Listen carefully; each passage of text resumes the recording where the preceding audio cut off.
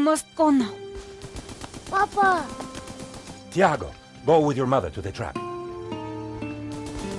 Take this. It will always be your guide. Yes, Papa. We will join you shortly. Xavier, the painting.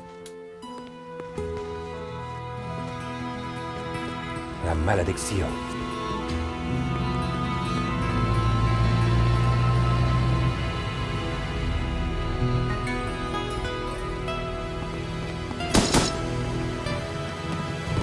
This way.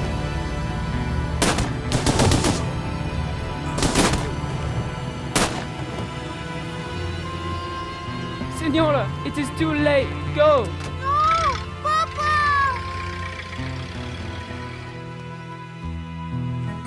Senor, in here. Search them.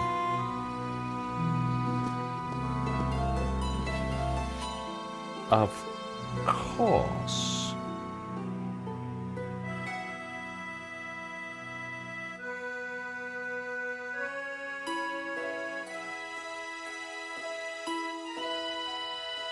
Paris in the spring.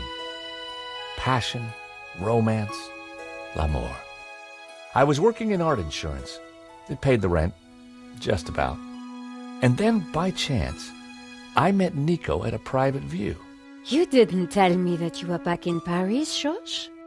We should catch up. Let's have lunch. Nobody move!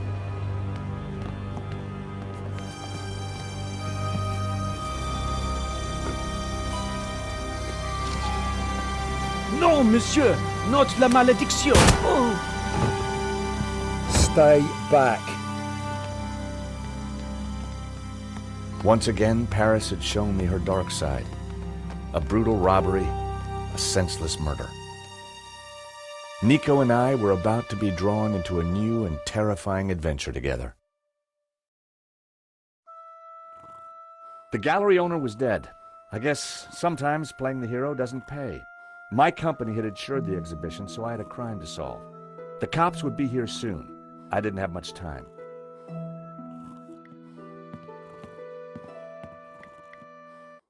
This was where the stolen painting had hung. Why that painting? And why kill for it? The stolen painting had an alarm, which should have sounded when the painting was removed. I needed to find out why it hadn't. So, the alarm wasn't broken. I suspected foul play. So that was why the alarm hadn't sounded. A wire had been cut by someone who knew exactly what they were doing. This was an inside job.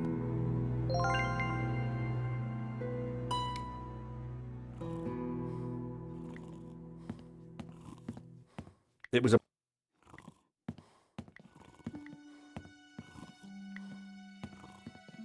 The thief left the pizza box behind. I wondered what was in it.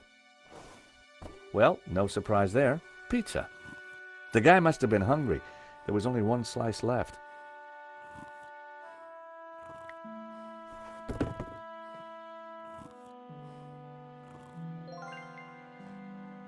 No one had noticed the pizza box fall onto the floor.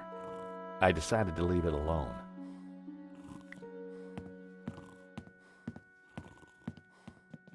Excuse me, Father. Yes, my son. I'm George Stobart. My company insured the exhibition. My name is Simeon. Is there anything I can do? You can pray for his soul. A senseless murder. On the contrary, this killing makes plenty of sense. What do you mean? A great evil has taken place. This is the work of the devil. What? I am a Dominican priest. I know these things. And now, excuse me, I must pray. 1 minute I'd been planning dinner with Nico. The next I was talking art theft, murder, and the devil with a priest.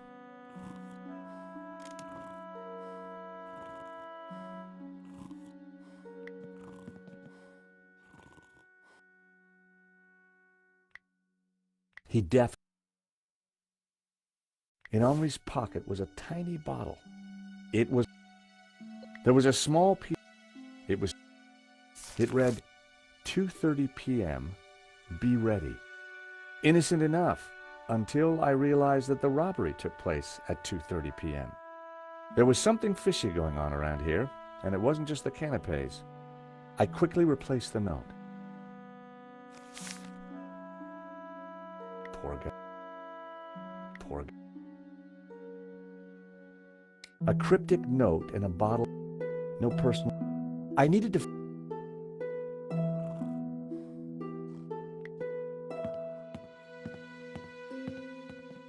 It was Hector Lane, France's greatest art critic. We'd met before. It hadn't ended well. For a moment, I thought he was dead, but from the snoring, I guessed he'd only fainted.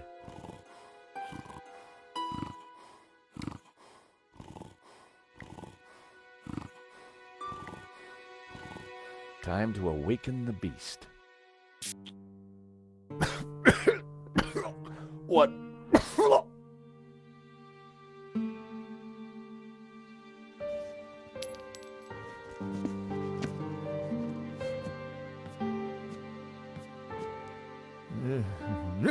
What was that? It smells like the 70s. Where am I? You fainted.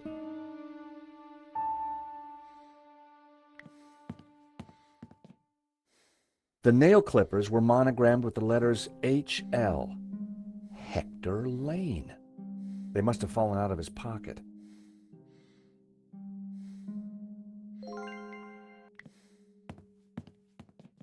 Welcome. I wouldn't exactly. Don't.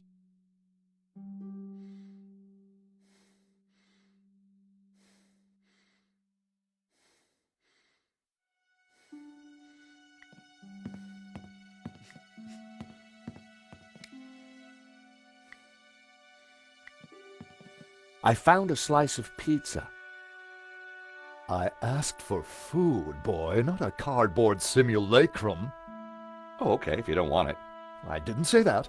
Now give it here.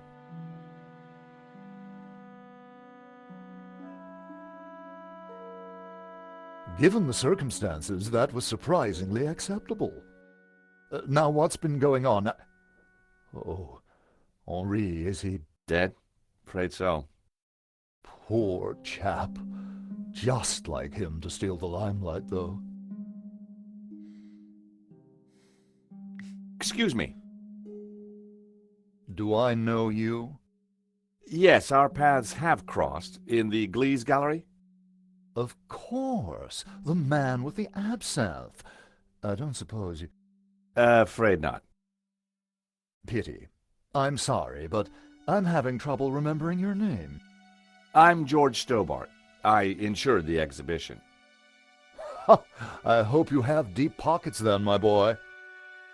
Could I ask you a few questions, Mr. Lane? Fire away. Do you know anything about the stolen painting? Of course, dear boy.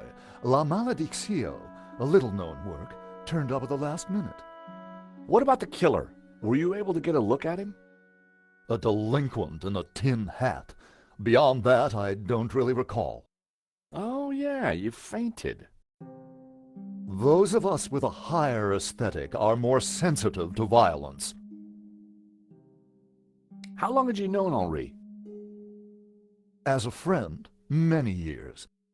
Our professional relationship had only recently blossomed into this exhibition, under my curatorial wing.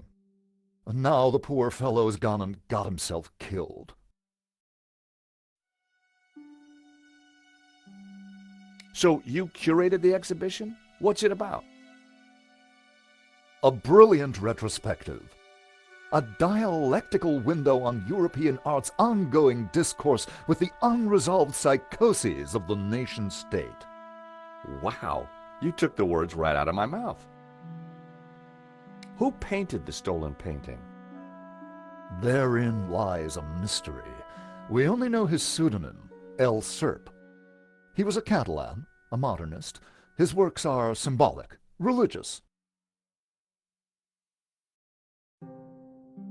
What can you tell me about the stolen painting? La Maledictio, a challenging piece. If you like a wide cast of obscure saints and fringe Christian symbolism, of course. Not especially valuable, though. The thief won't get much for it on the black market.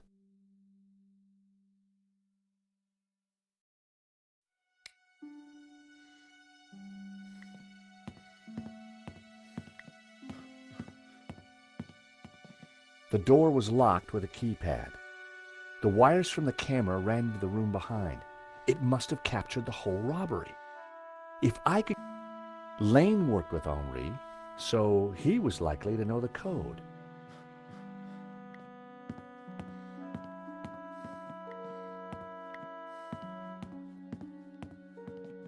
I need to ask you a few more questions. If you insist. I'm still in shock, you know. So, you help run this place? Maybe you can give me the code to that door. The code to the office? I just thought you might have the number. I do, but I couldn't possibly give you access before the police arrive. I figured I wasn't going to get the door code from Lane by playing nice. I needed to turn the heat up.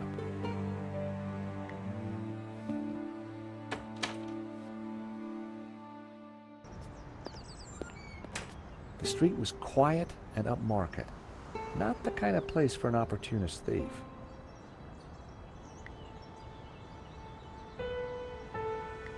Sensors detect incoming audio source.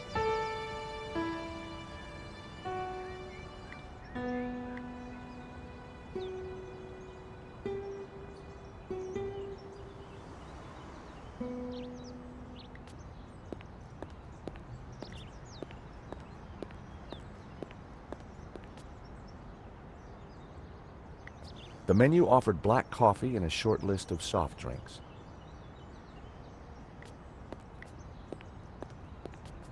Excuse me. Monsieur?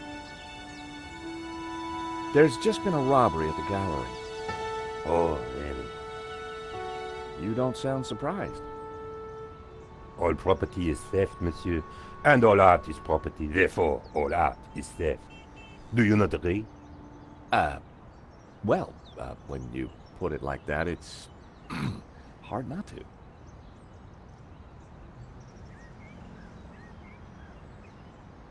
What do you know about Le Lizard Bleu? It's bourgeois, vacuous, and overpriced. Just like its curator Lane.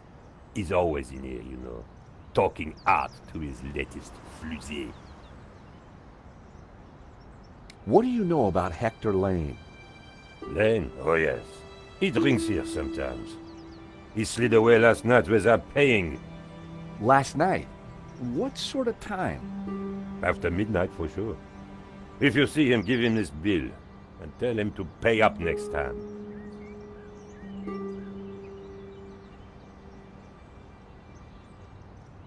An unpaid bill. I wondered if Lane had money problems. This could be the leverage I needed to get the office door code from Lane. Thank you. Perhaps.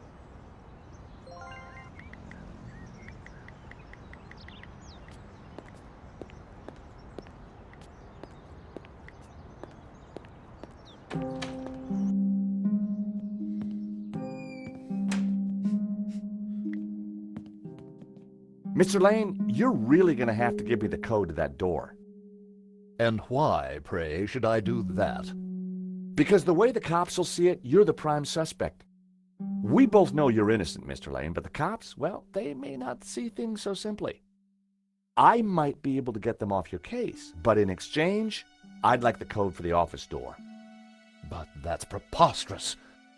Funny you should mention that. Take a look at this. What of it? It's your bill from the cafe next door. So? You sure drank a lot of champagne last night without paying the bill. But you told me that you were away from Paris last night. I hate to say it, but that sounds like a lie to me. Tell you what, you give me the code to the door, and the police need never know. This is ridiculous. You have no motive and nothing that connects me to the crime. Have it your way. I will get that code.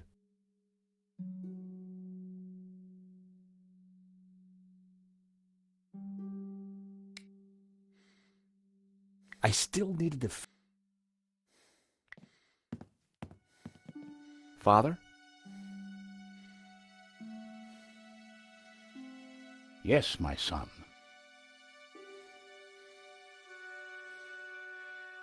Do you know the code to get into the office?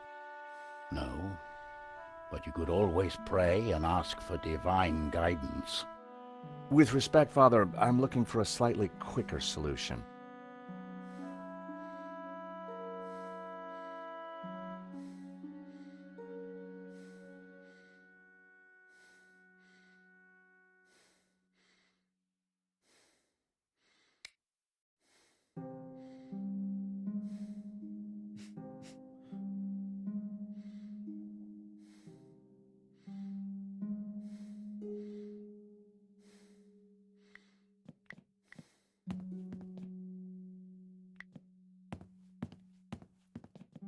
You've already told me one lie, Mr. Lane. You give me the code, and I won't tell the police about the phony alibi. No, I refuse. You have nothing substantive to connect me to this crime. Someone sabotaged the alarm on the stolen painting. A wire was cut. What? Who could have got into the alarm system?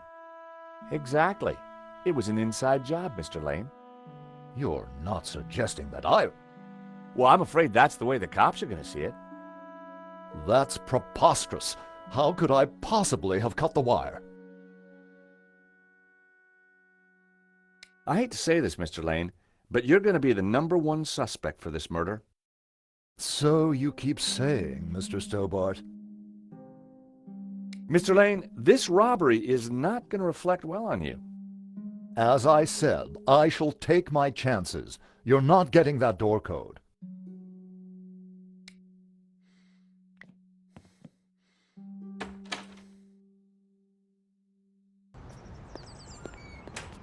I wondered if there was anything out here I could use to put the heat on Lane.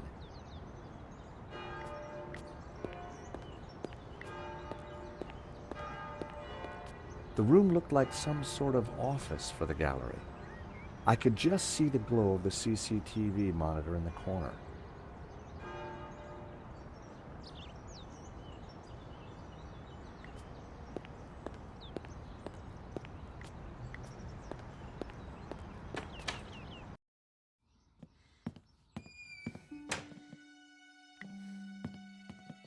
You've already told me one lie, Mr. Lane. You give me the code, and I won't tell the police about the phony alibi. No.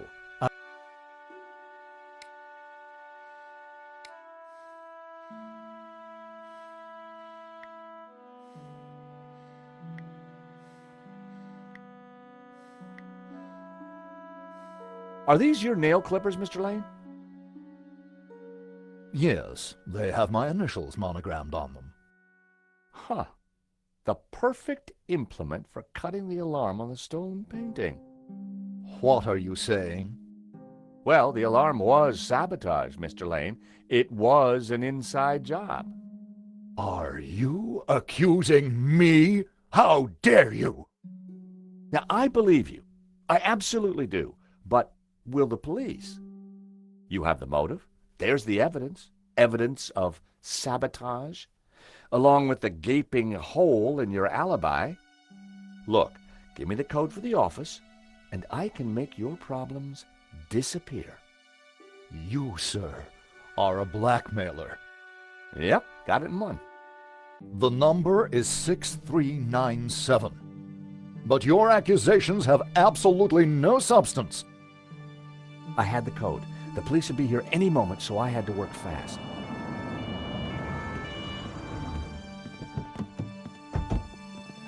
What was that number again? 6 for... Everyone, hold it right there. Damn it. I am Inspector Navet of the Paris Serious Crime Squad, and I hereby declare this crime scene open. Closed. Now, nobody move, especially you on the floor. Mo, I want a total lockdown. Nobody in or out. Apart from me, of course.